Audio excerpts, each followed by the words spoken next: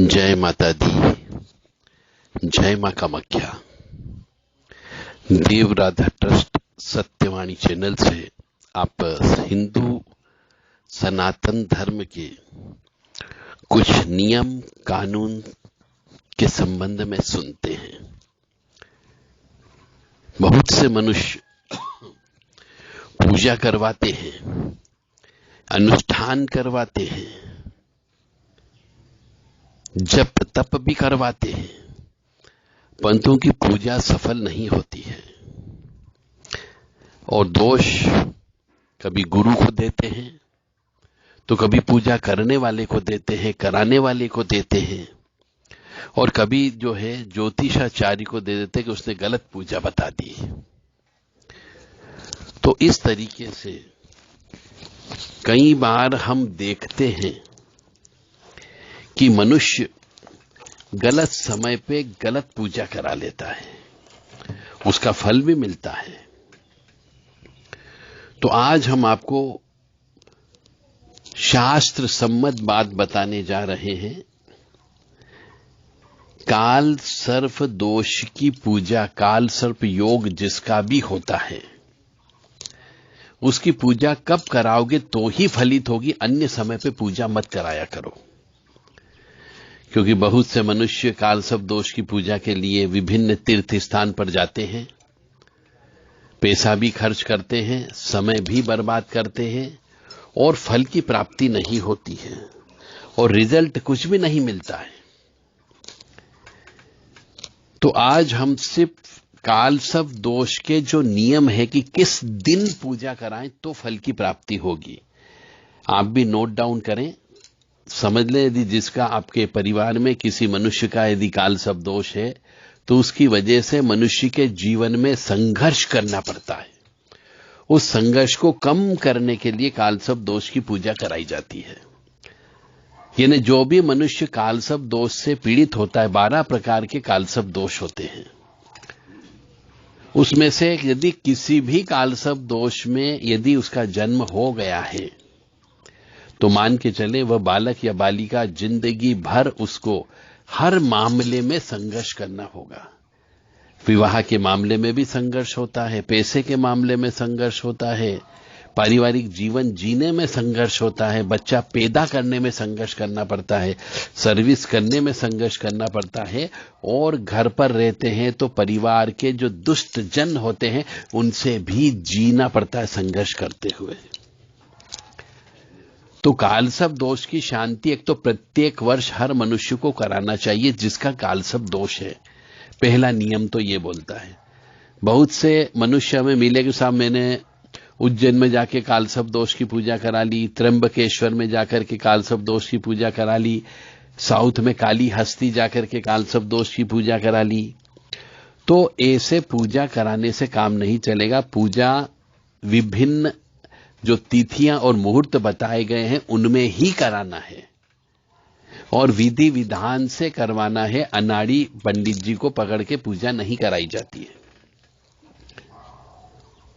तो हम आज वो नियम कानून आपको बता रहे हैं कि काल सर्प दोष की पूजा कब कराना चाहिए ताकि उसमें आपको सफलता मिल सके, यानी आपके उस काल सर्प दोष को शांति मिल सके। यानी नाग महाराज का दोष होता है, सीधी बात यह है।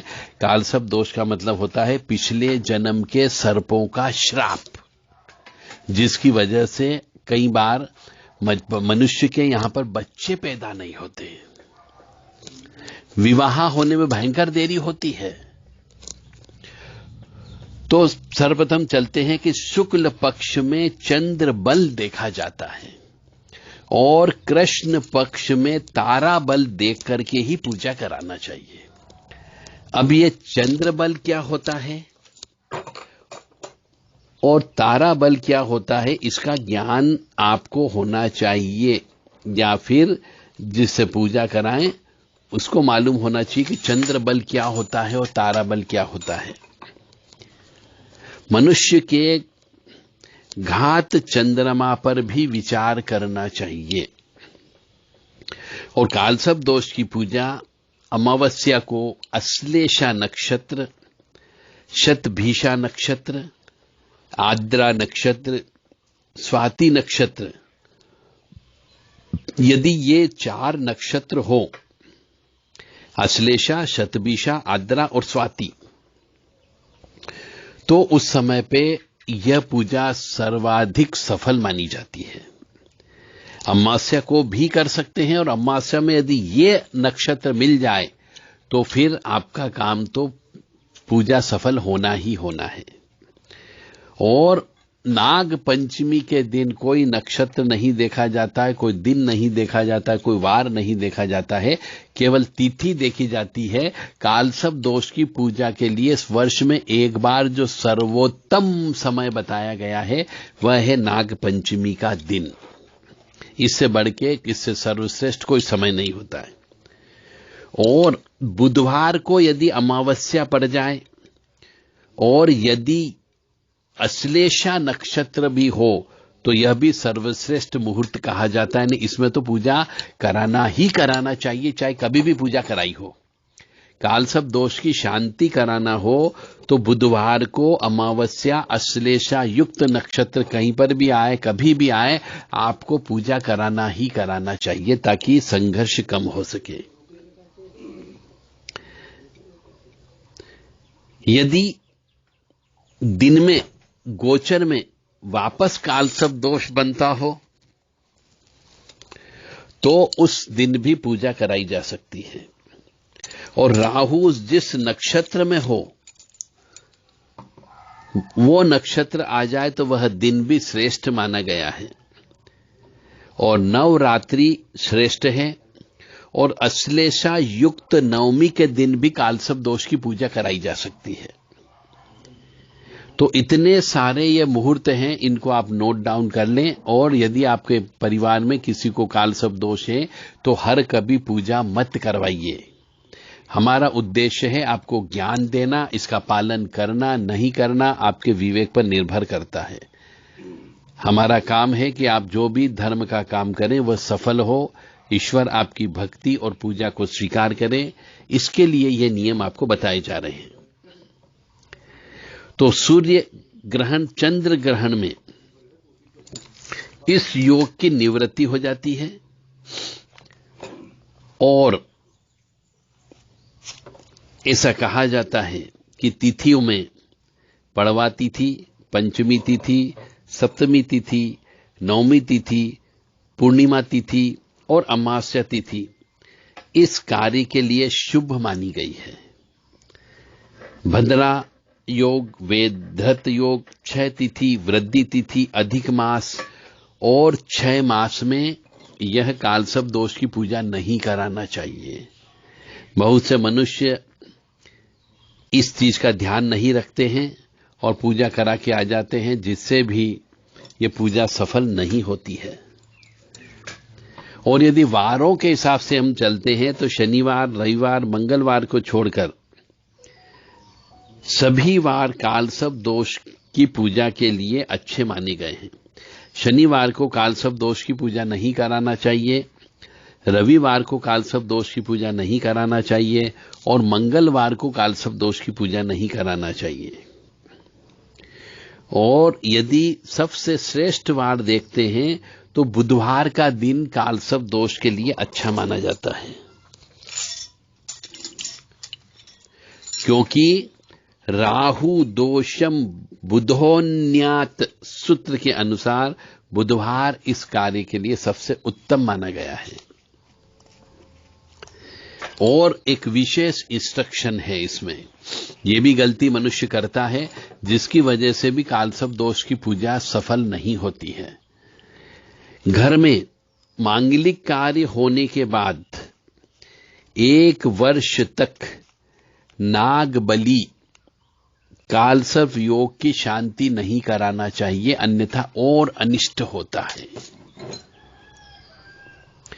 और पत्नी गर्भवती हो तो 5 माह तक यह कार्य कर सकते हैं, और 6वें माह में यदि गर्भवती है तो 6वें माह से यह कार्य नहीं करना चाहिए। परंतु कोई व्यक्ति करता है तो उसका खामियाजाना उसको भुगतना पड़ता है। तो कभी कभी पूजा कराना भी नुकसानदेह साबित हो जाती है और आप सोचते हम पूजा करा के आ गए हैं, तो आपका समय भी बर्बाद होता है, पैसा भी बर्बाद होता है, और दुख, मन को दुख और पीड़ा होती वो अलग। और ऐसा कहा जाता है कि घर में बहुत सारे उपद्रव हो रहे हो, तांत्रिक बाधा हो, लड़ाई झगड़ा हो रहे हो, अचानक तीर्थ प्रसंग हो रहा हो, स्वास्थ्य ठीक नहीं हो, बुरे बुरे स्वप्न आते हो, मृत्यु का भय लग रहा हो, अशुभ की आशंका हो, तो ऐसे में कोई भी मुहूर्त विचार करने की आवश्यकता नहीं है। जितनी जल्दी हो सके कालसर्प योग की या दोष की शांति करा लेना चाहिए। तो कालसर्प योग के बारे में यह रहस्यमय ज्ञान आपको देव राधा ट्रस्ट सत्यवाणी चैनल से बताया जा रहा है, क्योंकि आजकल हम देखते हैं बहुत सारी पत्रिकाओं में कालसर्प योग होता है, और मनुष्य ये पूछता रहता है कि साहब कालसर्प योग है, तो ज्योतिषाचार्य बोल देते कालसर्प योग है। आंशिक कालसर्प योग भी होता है, पूर्ण कालसर्प योग भी होता है।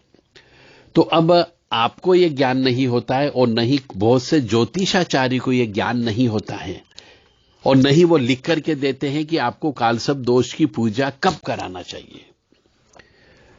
तो इसीलिए इसी बात को ध्यान में रखते हुए कि बहुत से मनुष्यों ने कालसर्प दोष की पूजा करवाई, परंतु उनको कोई फायदा नहीं हुआ, क्योंकि वो हर कभी पूजा कराने के लिए तीर्थ स्थान पे चले जाते हैं। तो हमेशा ध्यान रखें, शुक्ल पक्ष में चंद्रबल आपको देखना है, और कृष्ण पक्ष में कराते हैं तो ताराबल आपको अवश्य देखना चाहिए।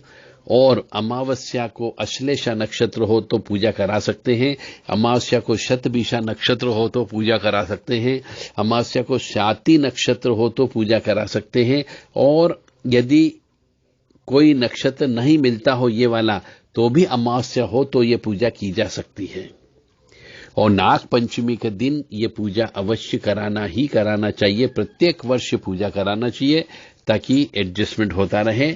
बुधवारी अमावस्या अश्लेषा युक्त हो तो सबसे अच्छा माना गया है, और बुधवार का दिन तो सर्वश्रेष्ठ है ही, ये मान करके चलें। तो यहां पे ये ध्यान रखें कि यदि घर में कोई मंगल कार्य हुआ है तो 1 वर्ष तक, यानी मंगल कार्य का मतलब सीधा सीधा विवाह या गृह प्रवेश, तो 1 वर्ष तक मनुष्य को नाग बलि और कालसर्प योग की शांति नहीं कराना चाहिए।